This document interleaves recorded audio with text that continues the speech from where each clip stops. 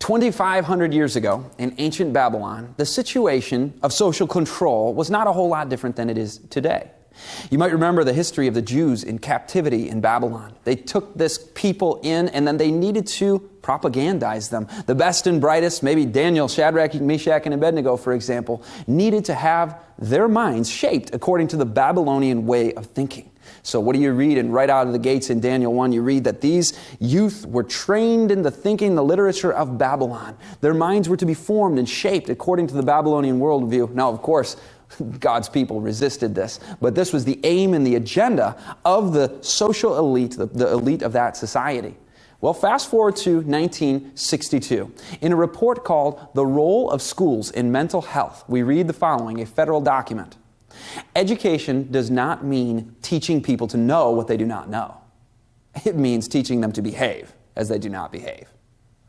This session, Schooled Part 2, we're looking at social control. That this schooling system was not just an industrialist concept to corral the masses into a factory system to work as cogs in their machines, but it is a system of a social agenda, a worldview shaping. You're going to see some incredible things about the history that continues to today. And we have now two definitions of education under our belt. The first definition from the first session is that the definition of education, scientifically defined, said William Torrey Harris, the U.S. Commissioner of Education, is the subsumption of the individual.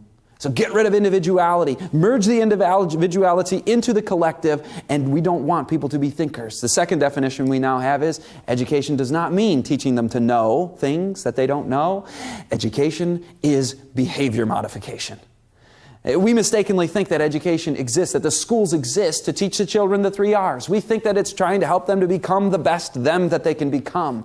Education is not about intellectual learning. It's not about learning skills and becoming accomplished and having an initiative to go out and be creative and live life, chart your own course as led by God. No, it's about falling in line, behaving how you do not behave. It's behavior modification.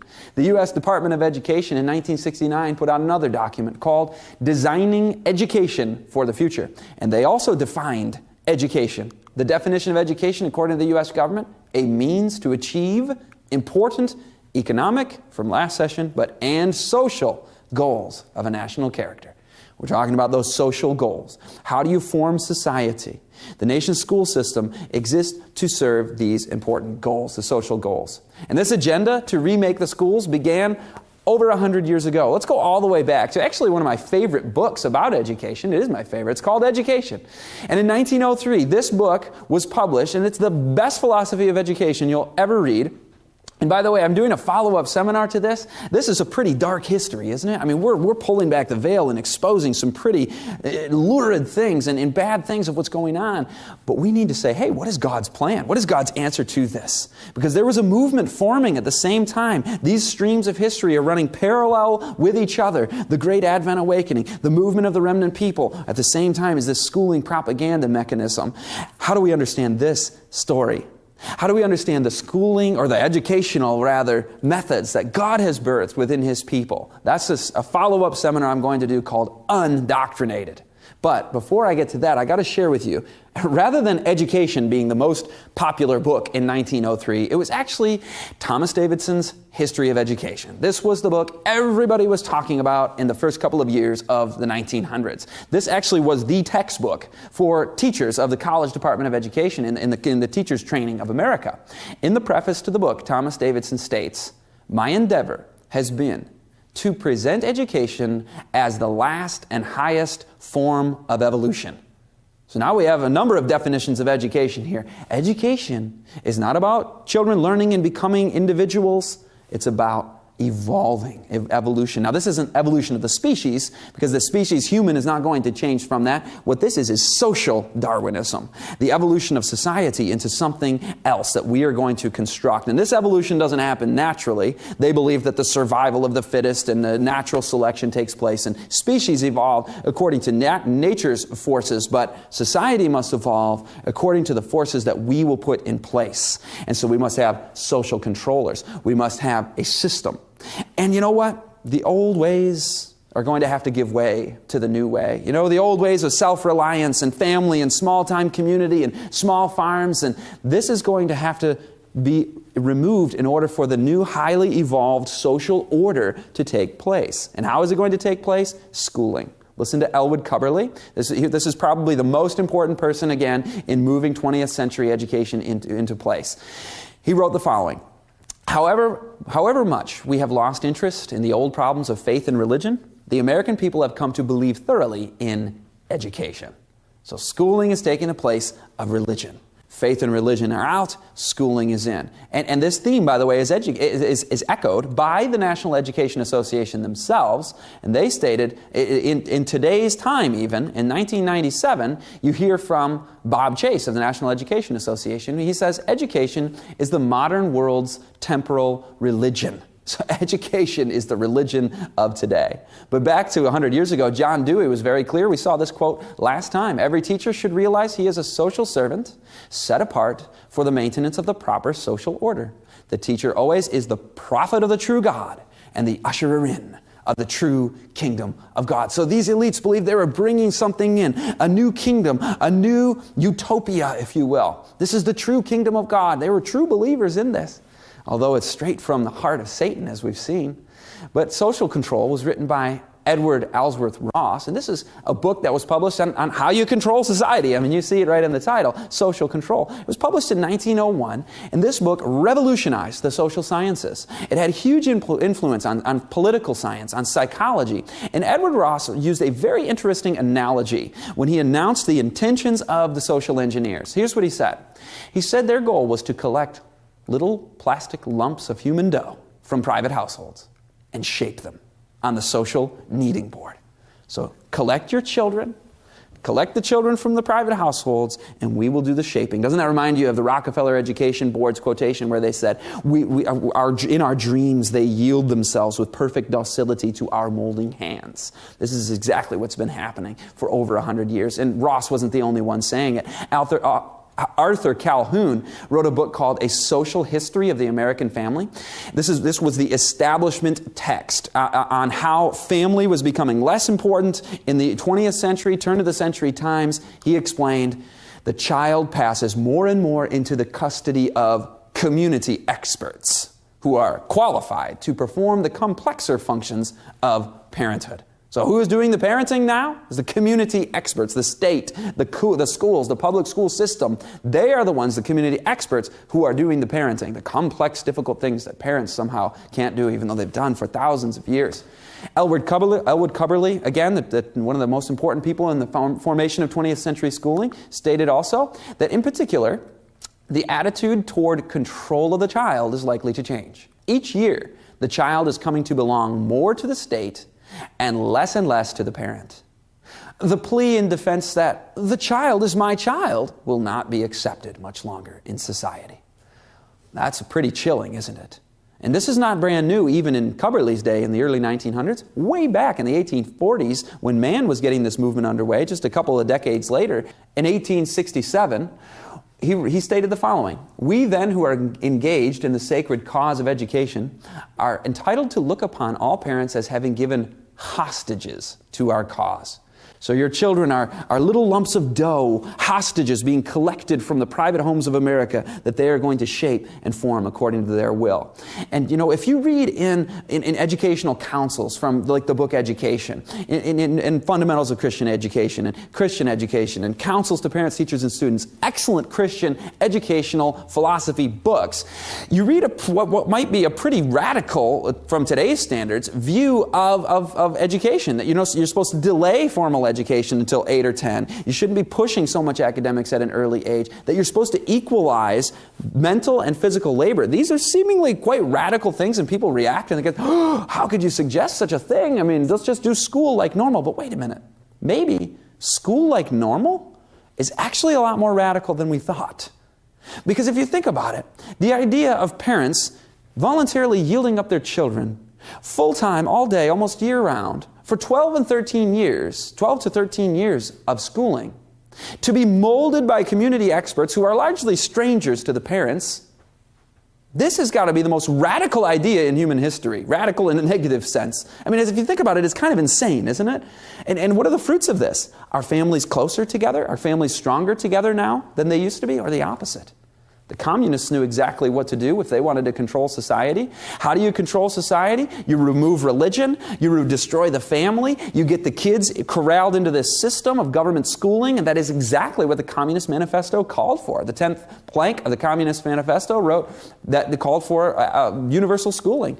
And we also read abolition of the family, replace home education with social. Children should not be educated in the home. That is the greatest enemy. That is the worst possible thing you can have from the point of view of the social controllers. And it's not just taking children hostage. It's not just destroying the family, but we also read in the 1990s they even need to reach the parents. This is a more recent document, Guide to Getting Out Your Message, that says the following. Enlightened social engineering is required. Parents and the general public must be reached also. Otherwise, the children and youth enrolled in globally oriented programs may find themselves in conflict with values assumed in the home.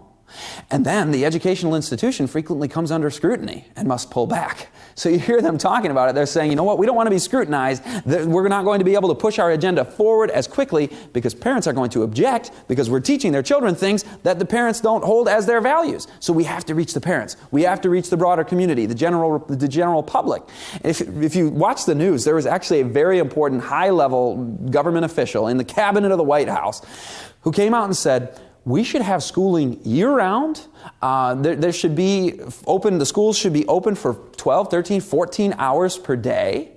And schools should be the center of community life, he said. And they should have potlucks and programs and lots of things. And by the way, you could arguably favor this sort of thing with altruistic motives, but what is the real movement behind this? The real movement behind this, as you just heard, is to reach the community, reach the parents, and get everybody on board. By the way, potlucks, the center of community and social life, doesn't this sound a little bit like something that the church used to do in the old days and hopefully presently today, that we have our own communities, but now the school is seeking to take place of that all and has been for over 100 years. Remember, in the 19th century, compulsory schooling began with a short term of just 10 to 12 weeks, and now it's nearly the whole year round, and they're proposing even more. This behemoth just never stops growing since it was founded in the mid-19th century. Now, if you're going to replace religion and the family with a new social order, you're going to have to do something very important. And that is, you're going to have to get rid of God himself. And so, just as Prussian-style modern schooling is coming into American education in the 1900s, around 1890, when this movement really started moving forward, you also see the textbooks start to change. And no surprise, you see evolution coming in. Listen to these two statements from these publishing companies. Yale University Press stated, "We do not know of any competent naturalist who has any hesitation in accepting the general doctrine, meaning of evolution." Macmillan Publishers said, "There is no rival hypothesis to evolution, except the outworn and completely refuted one of special creation, now retained only by the ignorant, dogmatic, and the prejudiced." So 1895, they're coming in and saying, we're going to remove God, creation, from the textbook, and we're going to bring in evolution because it is the consensus after all, and all the scientists are teaching this and believing it. And it wasn't just the textbooks that were changed. The textbooks were changed to remove God, but even the children's storybooks were changed to reinvent the value system of children. This woman on the screen that you see is named Mary Lystad. She's a biographer of children's literary history. And in her writing, she has shown that in the late 19th century, right around this time, the themes of children's books started to change. In the mid-19th century, they were about character development and salvation and things like that. But after 1890, here's what happens. Characters begin to aspire for school credentials rather than experiences and life lessons, as the early literature had showed children. Children also were not to do any manual labor. That was demeaned. They were not to work at all until their late teens or even later. This, by the way, again, was the opposite of the values of a generation before, where it was presented that, if you're sitting idly in a school for long periods, that's actually frowned upon in children's literature. So as the 20th century continued, this agenda becomes more pronounced in the textbooks, in the children's literature, and then by 1948, a Carnegie-funded study made the following incredible statement.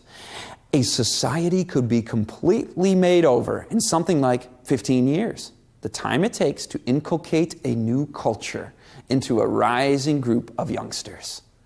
And the Carnegie Endowment wasn't the only group saying this. Harold Rugg, who was funded by the Rockefellers, stated that their aim was scientific reconstruction of our social order. He goes on, a new public mind is to be created. How do you create a new public mind? Only by creating tens of millions of individual minds. I want you to think about that for a second. He just said, we are going to create minds. The child comes as a lump of clay. We are going to create them. We have a counterfeit creator here. This is a scary thought. So this is how you have the social reconstruction of the social order, the scientific reconstruction of the social order. You create tens of millions of individual minds, and then you weld them into a new social mind. He goes on and says, through the schools of the world, we shall disseminate a new conception of government, one that will embrace all the activities of men, one that will postulate the need of scientific control. We want scientific control over their minds. We're going to create their minds and then weld them together with millions of other minds to create a new social mind. And this is a new conception of government because we have the power over them. B.F. Skinner was a very important individual in the history of control. He founded the field of study of operant conditioning with his studies. And in his field of behaviorism, he really looked into how do you actually control the mind? And he stated the following: we can achieve a sort of control under which the controlled nevertheless feel free. They are doing what they want to do, not what they are forced to do. There is no restraint and no revolt. By a careful cultural design, we control not the final behavior, but the inclination to behave, the motives, the desires, the wishes. They can get so deeply into crafting and controlling that mind that even the wishes and desires and motives of the child are under their control. And you think what's coming up from within you is real. It's organic. It's part of your identity. You think that you are making your own choices and thinking your own thoughts, but he says, nope, they think they're free, but they're really not. We have control over even their motives and thoughts and desires. Bertrand Russell said the population will not be allowed to know how its convictions were generated. And Aldous Huxley said, we are in the process of developing a whole series of techniques which will enable the controlling oligarchy, who have always existed and presumably always will exist, to get the people to love their servitude. So you hear they're using techniques, he said. We're developing techniques, B.F. Skinner, other techniques. What sorts of techniques are going to get people to love their servitude? Get people to the point where they will not even know how their convictions were generated. To get people to think they're free even though they're totally controlled. Let's listen to Bertrand Russell tell us about these techniques. It is to be expected that advances in physiology and psychology will give governments more control over individual mentality than they now have even in totalitarian countries. He goes on and says, Fichte laid it down that education should aim at destroying free will, so that after pupils have left school, they shall be incapable through the rest of their lives of thinking or acting otherwise than as their schoolmasters would have wished. Diet, here are the methods. Diet, injections, and injunctions will combine from a very early age to produce the sort of character and the sort of beliefs that the authorities consider desirable. And any serious criticism of the powers that be will become psychologically impossible. That is a serious statement right there. He says, watch this. Diet, injections, and injunctions. Now, 2,500 years ago, they had the injunctions in ancient Babylon, the teachings, the orders, the commands, and they had the diet. Remember, they said, you guys are going to be put on this diet. And the guys said, test us in this. And they got away with not eating that diet. But part of the propaganda is food, injunctions. They didn't have injections back then, but today we certainly have that ability. And again, people at the time of Bertrand Russell, at the time of Aldous Huxley, at the time of B.F. Skinner, when these Rockefeller and Carnegie and other institutions are pushing this forward, people at the time were blowing the whistle. The Reese Commission, 1954, U.S. Congress stated the following after their investigation of the secret papers of these tax-free foundations. They said, the concentration of foundation power has tended to promote moral relativity to the detriment of our basic moral, religious, and governmental principles. It has tended to promote the concept of social engineering, that foundation-approved social scientists alone are capable of guiding us into better ways of living. The impact of foundation money upon education has been very heavy, tending to promote uniformity in approach and method. tending to induce the educator to become an agent for social change and a propagandist for the development of our society in the direction of some form of collectivism. The net result has been to promote internationalism in a particular sense, a form directed toward world government and a degradation of American nationalism. Now, people look back at the Reese Commission and say, well, Congress is just a bunch of conspiracy theorists, and, to talk about world government, you just can't do that. You've crossed the line there. And you know what? When you mention the concept of a conspiracy theory, I have to be the first one to say, I do not want to buy into some cooked up nonsense conspiracy theory. It's easy to make up a conspiracy. It's easy to spot them. So don't be fooled by nonsense that is out there. There's plenty of nonsense. But on the other hand, if we toss out the concept that, hey, actually, maybe there is a powerful elite that has an agenda, no, there just can't be. Well, how reasonable is that? We have this knee-jerk reaction. If it sounds conspiratorial, it must not be true. Well, isn't that convenient for the devil to get a message through, an agenda through, because nobody will believe that anything nefarious ever goes on in society. But don't take it from Congress. You can say, okay, these guys are a bunch of, this is Congress, and a national investigation was launched, but some people say they just don't believe it because it's Congress. But let's listen to their words. Let's listen to David Rockefeller. He's a modern Rockefeller. He wrote a book called Memoirs, where he admitted the following. He said, for more than a century, ideological extremists at either end of the political spectrum have attacked the Rockefeller family for the inordinate influence they claim we wield over American political and economic institutions.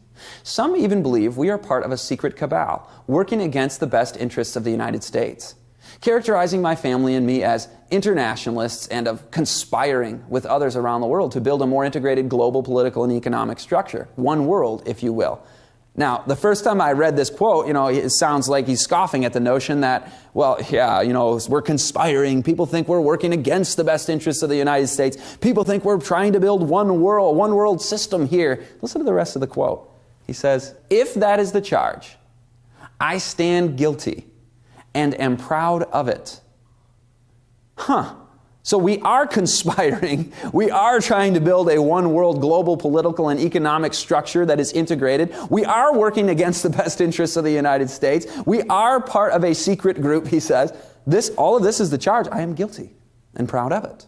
So don't ever listen to a theorist just listen to what they say themselves about what they are doing. Then you don't have to theorize, and then you're in safe intellectual water. You're drawing rational and logical conclusions when you just allow them to say it for themselves. By the way, this concept of a new world order, a one world system, how do you move it forward? He didn't mention schooling in the quote, but listen to this statement by Harvard psychiatrist Chester M. Pierce. This was in 1973 at a Children's International Education Seminar. And in this seminar, he was quoted as saying the following by the newspapers who were in attendance. Every child in America entering school at the age of 5 is mentally ill because he comes to school with certain allegiances to our founding fathers, toward our elected officials, toward his parents, toward a belief in a supernatural being, and toward the sovereignty of this nation as a separate entity. It is up to you as teachers to make all these sick children well by creating the international child of the future. Now that's some quote right there. And people say, why haven't I heard any of this? I hope you've asked that question. How come we were not taught this? Well, why haven't the history books reported on this very interesting history, this very important history? All the way back in 1919, the London Times, ironically on July 4 of 1919, the London Times put out a report where they were explaining how the propaganda machine in the United States was underway and was functioning.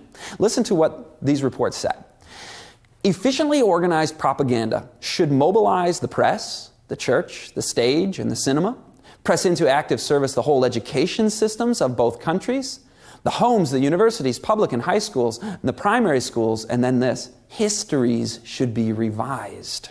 New books should be added, particularly to the primary schools. Another article in the same issue of the London Times said that a movement to correct the school books of the United States has been started, and it will go on. So in the early 20th century, not only were they bringing this movement in, but they were retelling the story, the history of American education and all of American history. Because again, they didn't want too much history. Remember, the National Education Association said, get rid of history, bring social studies in, because we don't want people too aware of their own history, because that will, well, as we heard earlier, having too much education, too much intellectual education will cause discontent. Now, as a history teacher myself, I had an occasion to survey dozens of history textbooks, and as part of a textbook adoption program. And as I'm looking through these and looking at the themes and the headings and the flow of how they tell the story, I'm going, these are all virtually the same thing. It's almost as if they're reading off the same establishment script. And I would hear, you know, this textbook offers this different angle on things, and this one offers a little different hue on the perspective on history. And I'm going, okay, that's a minor little thing, but where is the history of Edward Bernays and the movement of public relations and propaganda? Where is the history of American schooling? Where is the history of what the Constitution is actually about and understanding American freedom? All of these things are largely absent from the textbooks, and you get a whole new, what's called social history of America. And all the textbooks are pretty much reading off the same script. How does this happen? How do you get to the point where within a culture, intellectual culture, academia, if you will, that everybody becomes so like-minded, that thought becomes so blocked in within one box? I actually experienced this right out of the gates in my college Department of Education. As a history major, I remember one of the very first things I remember hearing was, now you can write a paper in this class and you can research on just about, you know, anything you want, but please don't do any research. Do not submit a paper to me on the John F. Kennedy assassination. Now, at the time, I thought, well, that's weird. Why can't you do a paper on JFK assassination? And he said, well, it's conspiracy theory, and that's why. So it's not allowed. So this sort of history that we've been doing for the last two sessions is not permitted in the academia. You're given an article, a very important article called the Paranoid Style in American Politics, that inducts you into scoffing at anything conspiratorial. And so you're just not supposed to go there. Just like if you're wondering how the history becomes so controlled, let me give you the example of how the biology becomes so controlled. You know that if you're in any of the hard sciences in the universities of America, if you introduce the idea of intelligence or design in nature, and you say, well, look at this evidence, let's examine the possibility of intelligent design, there's no way you're going to get away with that. You will be marginalized. You will not get peer reviewed and published. Occasionally people slip through that, but for the most part, these people are pushed aside. Sometimes they're removed from their jobs entirely, but definitely they receive a lot of scorn. There's a lot of peer pressure and actual pressure being put on not studying anything but the script. Evolutionary theory. And so just like we've seen that in the hard sciences, it happens the same in the social sciences within the history department. I'll share a quick story with you from my own experience. When I got into the master's level of the social sciences was history, government, political science, and economics. I thought about studying national security studies as my master's degree. And so I got into the first class, the 401 level class of the master's program. And this is the introductory National Security Studies class. National Security Studies means, you know, intelligence, Defense Department, warfare, you know, international relations, all of that. And the first book we read was written by Niccolo Machiavelli, and it was called The Prince. If you're familiar with Machiavelli, he's famous for advocating a political philosophy which we would call the end justifies the means approach. He talked about how the prince or the government official needs to engage in the noble lie, he called it. Sometimes you need to deceive your public for their own good. And so basically you need to do things as an official in government that wouldn't be moral for the rest of people, but you just need to do these wicked things in order to maintain power, in order to maintain order in the society. And after reading this, I get back to class, I figure we're all going to, you know, speak about this and say, yeah, this is crazy stuff, isn't it? And I get back and the climate in the room is, yes, this is important. Yes, we must do this. And there's no criticism of Machiavelli's theory. And I'm sitting in my chair going, wait a minute, am I the only one that didn't agree with this? And so, you know, I contribute my thoughts to that, and look out. Oh boy, now you're marginalized. And now the discussion is, we got to eliminate that viewpoint. This was the first class in the master's program for national security studies at the university I attended, because they have you reading Machiavelli to induct you into this way of thinking. And so at this point, I'm not going to fit into this program. And so I just check out. I didn't realize it was sort of a weeding out process, but I said, I'm not going to go into this program. This is not for me. So I launched into the social science program, where it was government, economics, and history. Now, in the social science program, I sort of played ball. I didn't, do a lot of dissent, and I kind of wish I could go back and do more of that. But, I wanted to get the good grade and please the education departments and get the leveling up there in the pay scale and get the master's degree with the good grades. So get it on my resume. I wanted to be a part of that system. And anyway, at the time, I didn't question much, but when it came to my last class, maybe I was getting a little reckless, a little adventurous. I came to the professor. It was a class on globalization. And I said, I'd like to do a paper, a research project, because we all got to choose our own research project. I said, I want to study the forces behind globalization, because it's not just some inevitable thing. I mean, certainly the internet has bound us closer together, but there are also agendas and movers who at the high levels of society want to see this thing go forward and want to see a one world system imposed. And he said, okay, you may do that, but just make sure not to do any conspiracy theories. So he did say that. And so I studied the organizations, the groups, the private meetings, the secret gatherings of the elite who have this viewpoint of what you might call a new world order. And I worked really hard on the paper. I did my absolute best, presented it to the class. The students were loving it. They were like, man, this is really interesting. But then I got my grade back from the professor. And it was marked up with no conspiracy theories. You may not talk about this. You may not talk about this. And he gave me a C. Now, this is the first C that I have ever gotten, okay, ever. And I'd gotten straight A's through this, I told you I played ball, and I'm not proud of that. They gave me the most outstanding student award, which is actually kind of shameful to me that I got all these A's and pleased all these, but gave all the professors what they wanted to hear. I kind of wish that I would have been more of an independent thinker when I did that. But I was for this project, and independent thinking was not allowed. You get a C. It was the only time I got a C in that whole program. Isn't that something? And then I had to take one more class too that same semester as I was finishing up my master's program. I needed to take a political science class. And it just so happened that the top level class of the other program that I had left, the National Security Studies master's program, that their top level class was meeting at a time where I could go. And so I signed up for that, sort of be a fly on the wall. I'm not in their program, but it's a political science class, so I can count those credits toward my social science master's. Now, I said this is the top level class. This was really heavy. This was really serious. It was at literally the top floor of a big building with glass all around us and overlooking the campus and this boardroom setting and all the students sitting around. So they're sort of giving us this feeling like you have now reached the ivory tower experience here.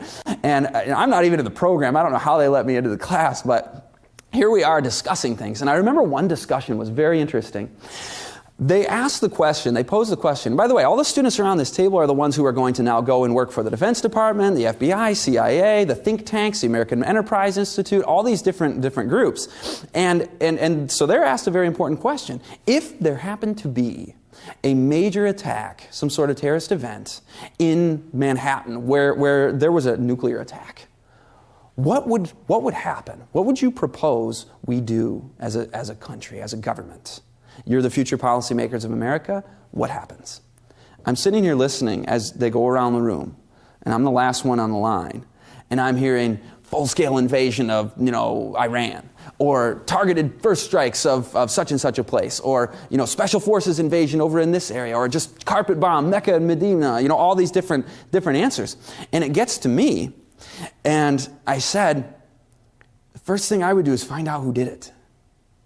Which I thought was a reasonable answer, but they all looked, and then I said, and maybe ask questions about whether American foreign policy may actually stir up resentment and anger. And this is not to justify it, of course, but you want to start to say, hey, let's re-examine our own policies as well. No, you don't do that. Oh man, that really puts you way out there. And so again, all the attack, all the criticism came at that point because you just went way outside the box and you're not allowed to say that. And so that wasn't accepted. After class, some of them were coming up to me still, just like, this one guy, he was insisting that in America we need a domestic security force, we need to have a neo-empire, we need to, in his words, exploit the weak for our own benefit. I'm not making this up. Maybe they're a little bit more honest and blunt at the level here and not in the publications where it's more sort of hidden in intellectual jargon. But this guy was really insistent on this. And I said, hey, are you saying like we should have a tyranny? Like pretty much in a word? And he said, yes. I said, you don't believe in, the Bill of Rights and limited government and these ideas of freedom?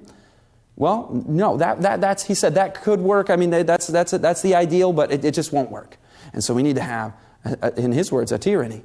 And so this is the mindset. So I've told you these stories so you can see how thought can collect around a certain way of thinking, no matter the department. In this department, it was that way of thinking. Maybe in another department, it would be a different wing of the political spectrum over here. And the whole system is a system of keeping thought within the boundaries that are set by the opinion makers. And you heard from the congressional investigation, the foundations, the elite of society can influence opinion, can influence thought inordinately, and they can take control of this sort of thing. Now, you might remember from session 1 to review about Prussianization of American schooling, which was just Jesuit education to the core, right?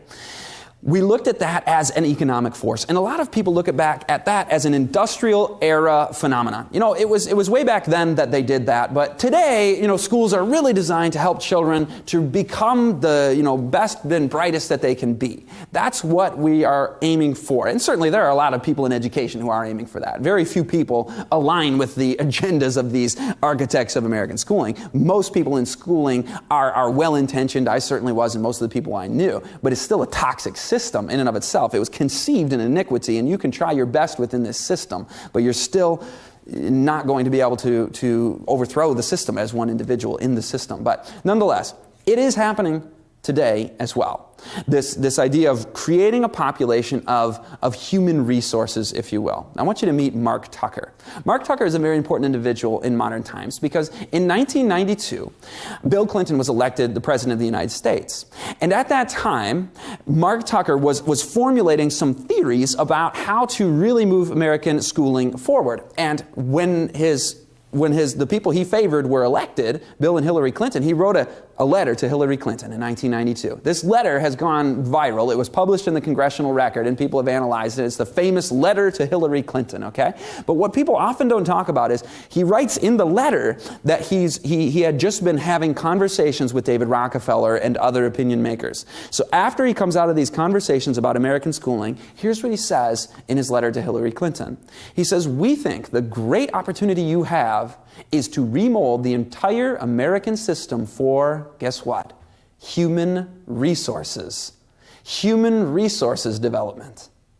Now, what does that mean, human resources? If you talk in economic terms, there are a lot of resources in society, right? There are natural resources. There's financial capital, but there's also human resources. It is a human being reduced to an economic unit, an economic function, the human being as a resource. So we're crafting the whole system around a student serving in the economy in a way that will, well, as he says in the quote, he says at the end, it needs to be a system driven by client needs. Now, reading in the middle of the quotation as well, he says, what is essential is that we create a seamless web that literally extends from cradle to grave and is the same system for everyone. Now, I've heard people make commentaries about, right, can you imagine, governmental intervention in our lives from cradle to grave? And they usually use this in a negative sort of way of using the phrase. But he's saying, no, from cradle to grave. This is what we want.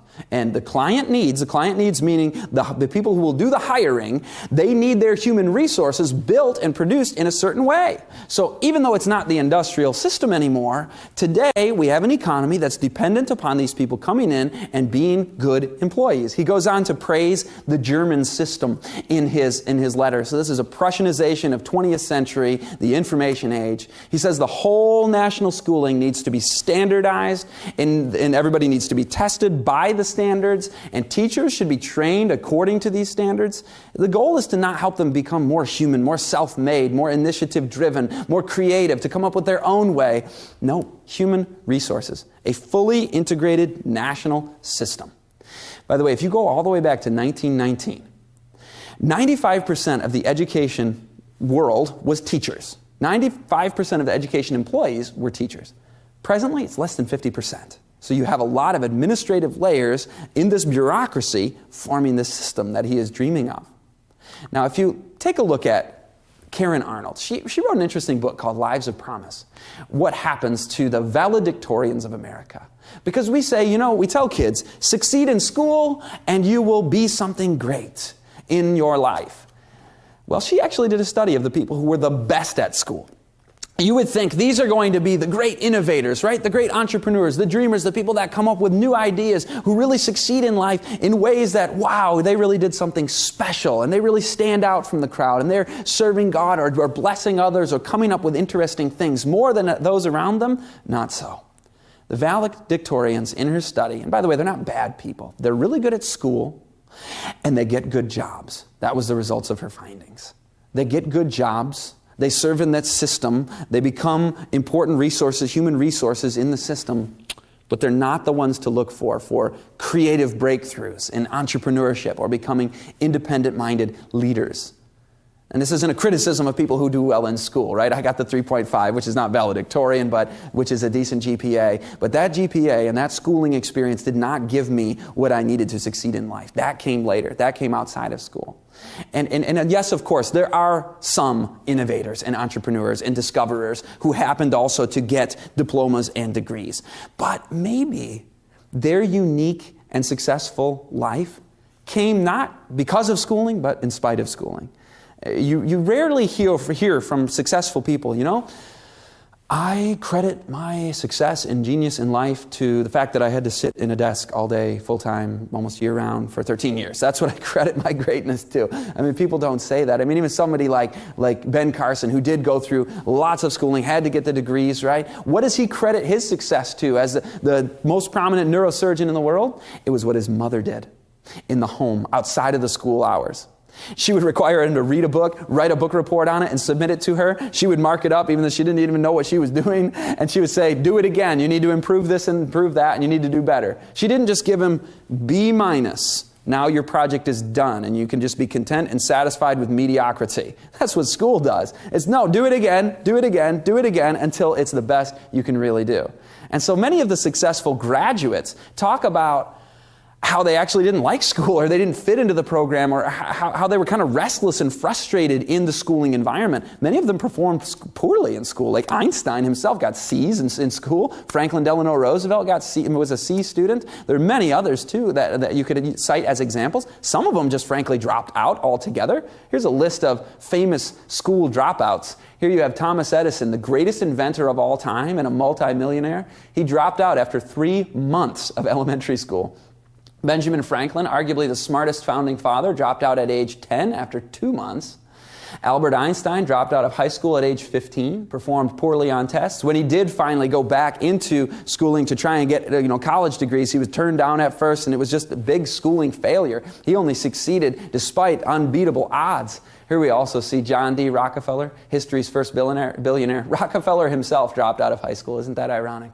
Walt Disney dropped out of high school. And I should say, as a quick disclaimer here, these people are not necessarily role models, right? They're just people who had economic success and did something different. So that's not to say that these are people we want to be like. So you probably knew that, but just in case. Richard Branson, the founder of Virgin Atlantic Airways and Virgin Records, dropped out of high school to start his own business. Colonel Sanders, founder of KFC, dropped out of elementary school. Charles Dickens dropped out at age 12 to work in a factory for 10 hours per day. Elton John dropped out at age 11. Ray Kroc, the McDonald's tycoon, dropped out of high school at age 15. Isn't that interesting? We also see here Tumblr founder David Karp dropped out of high school at the age of 15 and eventually sold his New York startup company for $1.1 billion. And Blip TV founder Mike Hudak also dropped out of high school. We see some more examples. The top tech company founders of the 20th century. These are the top guys, right? Steve Jobs, Bill Gates, Paul Allen, Michael Dell. What did these guys do? They dropped out of college to start their own companies. The founders of Whole Foods, The Container Store, CNN, all these tech companies, Dig, Napster, Blogger, Facebook, WordPress, Dropbox, Box.net, and numerous other tech companies all dropped out of college to start their own companies. And if this is, by the way, a small sampling of the total. If all these people had such tremendous success in being innovators, do we have to ask ourselves, is schooling as necessary as we thought? Maybe people who succeed with lots of schooling are succeeding in spite of schooling, not because of it in many cases. By the way, I should mention as a disclaimer, dropping out and not having Prussian-style schooling is not a good thing in and of itself. It's what you replace it with that counts for something, right? The negation of Prussian schooling, I mean, you could just sit there and stare at a white blank wall all day, or you can play video games all day, and then you're going to amount to nothing, of course, right?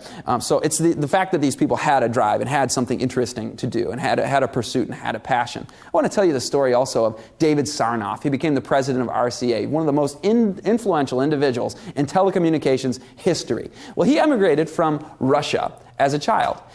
He was completely unschooled when he arrived. He learned to read English in 5 months without any schooling. And then he began to sell newspapers at age 9 to support their now fatherless family. His father had died at that time. By age 14, he owned his own newsstand.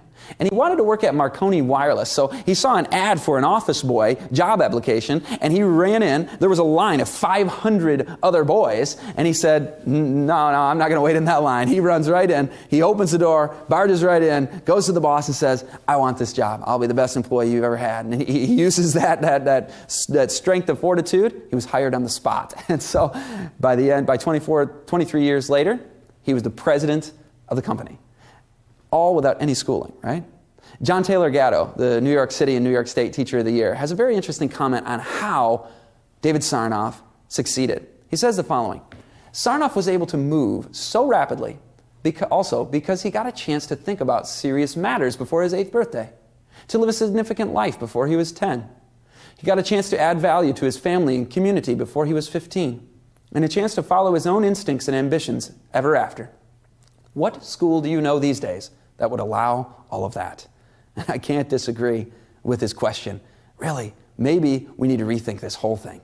I love the story he also tells. John Taylor Gatto says, I once had a 13-year-old Greek boy named Stanley who only came to school 1 day a month and got away with it because I was his homeroom teacher and doctored the records. By the way, I don't recommend this. It's just an interesting story. Let's read on. I did it because of where he spent the time instead. Stanley had 5 aunts and uncles, all in business for themselves before they were 21. A florist, an unfinished furniture builder, a delicatessen owner, a small restaurateur, and a delivery service operator. Stanley was passed from store to store doing free labor in exchange for an opportunity to learn the business. This way, I decide which business I like well enough to set up for myself, he told me. You tell me what books to read and I'll read them, but I don't have time to waste in school unless I want to end up like the rest of these people, working for somebody else. After I heard that, I couldn't, in good conscience, keep him locked up. Isn't that an interesting story? Really, if somebody's got initiative and ambition, school may be doing more harm than good, as I've said. This statement from Education says, the youth are sent to school to acquire knowledge by the study of books, cut off from the responsibilities of everyday life. They become absorbed in study and often lose sight of its purpose. Upon their graduation, thousands find themselves out of touch with life.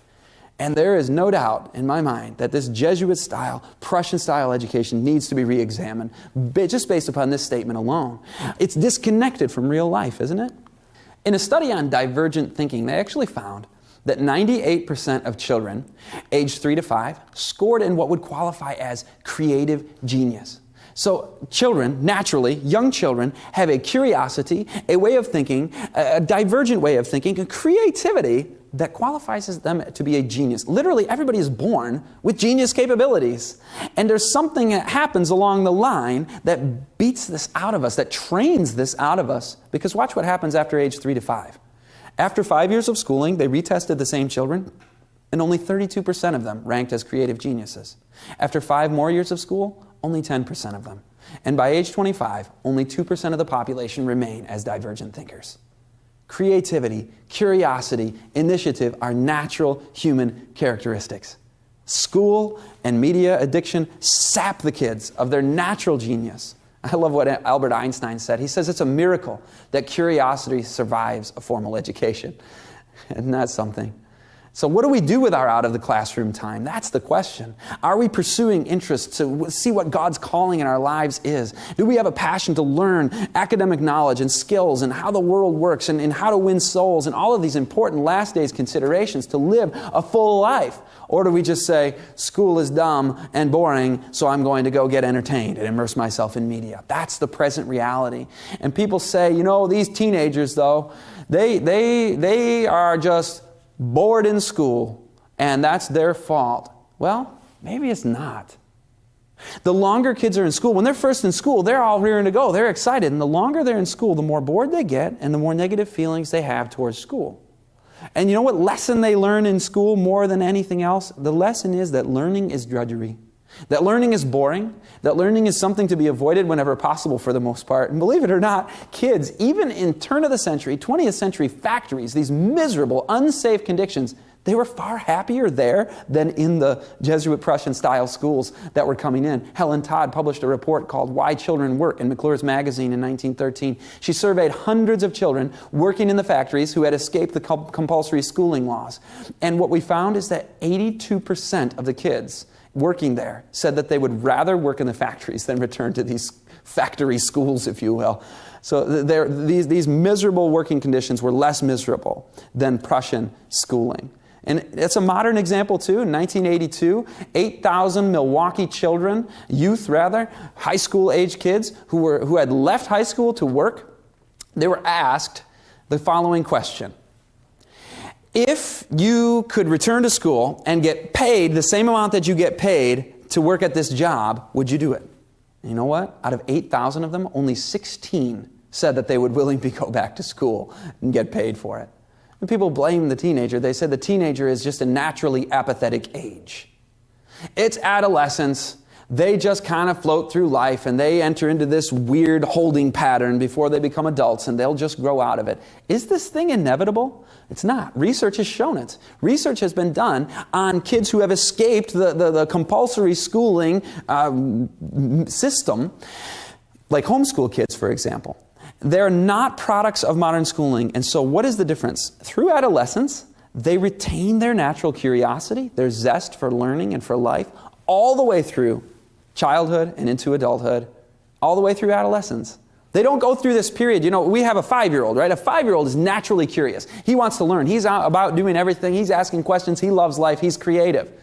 And then all of a sudden we assume, well, just because we've been taught that this is the way things are supposed to go, well, once he's 5, he's supposed to go to school. And then he learns differently. He learns what he's told to learn and the way he's told to learn it. And this is a system. This is an organized method of learning. Now, of course, this is not to toss out all order and organization. If you're doing a home school, you want to have some order in the day. But the child doesn't get to exercise his curiosity, his natural inquisitiveness, learning and studying things that he desires to learn and study. No. This system now needs to put him in place, and we've seen the results. We go from 98% of them being creative geniuses at age 3 to 5 to at age 25, only 2% being creative geniuses. It's virtually wiping out creativity from almost 100% to almost 0%. So no matter whether you're in school or whether you're homeschooled or whatever, the more time you spend outside of the classroom doing real things, studying, thinking, learning practical skills, living life, serving others, doing things the way God designed it, the more happy children and youth are. Now, people might say, in our 21st century age, things are different than they used to be. Watch this with the 21st century technology. This is amazing. The man on the screen that you see is Sugata Mitra. And he did an interesting experiment in Indian villages in India, the most poor communities. And he put these computers in public places. And with the internet. And the children flocked to these things to figure out how to use them and to learn. They're naturally wanting to learn. They're inquisitive, right? And kids who did not know how to read were totally ignorant. They now learned how to read on their own with each other at the screens. And not just that, they learned things like about microorganisms and viruses and bacteria, and they started talking about this in their community. You have to wonder if schooling as we know it is becoming obsolete, and not completely. I mean, I don't want to toss out the concept of a school institution because, we've been given a pretty good blueprint for that as the people of God, which we will talk about in the upcoming seminar, Undoctrinated. But here's an example, Mr. Mitra and the Indian children, that I really appreciate. Over half a century ago, though, Robert Ulrich warned his fellow social planners, and he said, watch out, guys. We are producing more and more people who will be dissatisfied because the artificially prolonged time of formal schooling will arouse in them hopes which society cannot fulfill. So kids are going to be told, if you just stay in school, if you get the degree, if you go to college, if you do these things, then you will be successful. And he says, be careful. These hopes are not going to be fulfilled, and they're going to be disappointed. Over 72% of students who have finished college over the past few years in America have had to move back with their parents, strapped with tens of thousands of dollars of student loan debt. 35% of college students say that they regret the time and money spent on the 4 years of college. Over half of them say, I pretty much learned nothing that was useful. So Robert Ulrich's statement is being fulfilled today. And Abraham Lincoln, if we go back into the mid-19th century, he taught and believed that literally every person was capable of developing an independent livelihood, being a proprietor, being an initiator, doing something with your life where you're not just dependent upon others. He believed that being a laborer, a wage laborer, was a temporary condition on the path to doing something for yourself. And that sounds maybe so impossible, like we can't all do that. Is it impossible? Take a look at the Amish. The Amish today, almost 100% of them are proprietors of small farms or enterprises. Almost 100%. And their businesses have only a 5% rate of failure, compared with American businesses, which are 85% rate of failure. Almost all businesses, startups, fail. The Amish, almost all of them succeed. And they were not given this success on a platter, silver platter, by the way. They have faced unbelievable odds. Governments have tried to destroy their way of life, yet the Amish live prosperous lives. And they're not perfect. I'm not saying we should be like them or join them and they're the model and standard for everybody. But the interesting thing is, their society is virtually crime-free, divorce-free. They're not on welfare.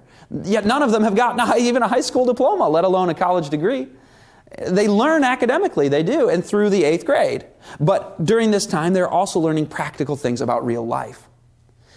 In the last century in America, we've seen the family has been destroyed. We have become dumber, we are dependent, and we are spiritually empty. So I have to wonder, maybe the Amish are a lot closer to the goal than the rest of us. This man you see on the screen is named Carroll Quigley. He's a very important individual because as a scholar, he was given the opportunity to study the secret records and the files and papers of the organizations of the elite. And he wrote sort of the textbook on what you might say is the movement of the elite in the 20th century, the New World Order movement, you might call it. The book is called Tragedy and Hope. And actually, Bill Clinton referred to Carroll Quigley in his acceptance speech for the Democratic National Convention when he was nominated as the candidate for the presidency in 1992. He says, I learned a lot from my mentor, Carroll Quigley. Well, what does Carroll Quigley have to say? In this book, he talks about, the movement of the elite and so on, and that's interesting. But he also had a speech. Right before his death, he gave a speech in 1976. And in his speech, he said the following: "Now I come to my last statement. The final result will be that the American people will ultimately opt out of the system. Today, everything is a bureaucratic structure, and brainwashed people who are not personalities are trained to fit into this bureaucratic structure and say it is a great life. The process of opting out will take a long time. When Rome fell, the Christian answer was create our own communities." And that's what we can do, and that's what we've done. We can say, why do we need to be a part of that system? Opt out. Create our own communities. It's still legal. I don't know for how much longer. But millions of Americans have just said, we're just going to educate our children at home and in the community. Don't waste your time trying to reform the schools, by the way. If you're looking at this, the schools must change. I learned a lot about the history of... You're not going to change the system. Just opt out and say we don't need to be brainwashed, as Carroll Quigley put it. The same applies with the way you view Hollywood. You might have seen media on the brain and said, we're going to shut down Hollywood. Let's wage a culture war. You know what? You can shut down Hollywood by unplugging it from your own home. You can say, we're going to toss out all these video games. We're going to toss out the schooling, brainwashing nonsense. We can take control of our own lives. If you're not happy with the medical system and the philosophy that's happening in medicine in America, well, study natural remedies, live a healthful life, and do things differently on your own, in your home, with your own communities, your own church. This is the beauty of living life God's way. You don't have to be victims of this system. Now, these 2 sessions that we've finished now have only been for the very limited the purpose of exposing the facade of modern schooling. What's really under the surface? What are the roots of it? But there is still a lot more that needs to be said. How do we opt out? What do we do instead? And so for the sequel of Schooled, be sure to take a look at Undoctrinated. How do we do true education? Whether at home or whether on a school campus. I can't wait to do this seminar because we've just torn down the edifice. Let's build up something beautiful and wonderful that God has inspired us with. We'll look at the history of the homeschool movement. We'll look at the Adventist education blueprint and we'll say, wow, this is such a cool alternative to the mind programming, the Prussianization, and the Jesuitization of American schooling that has taken place in the last 100 years. We will be inspired to do something beautiful. But don't stick around for that. Study it for yourself. Read education. Read fundamentals of Christian education. Read counsels to parents, teachers, and students. And do something different. Let's close with prayer. Father in heaven, we thank you so much for a beautiful vision of how we are to train and educate our children. I pray that as we move forward from opting out of the enemy's plan and system, that we can look to you with obedience, with faith, and with a hope of something beautiful and wonderful, your soon coming. And Lord, we know we must be prepared by having minds that can think and discern. And we know that the enemy of souls, the powers of darkness, seek to gain control of the human mind. And Father, we do not want to be victims of that last day's deception. So give us fortitude of mind, strength of character, and everything that we need to be prepared and preparing our children. In Jesus' name, amen.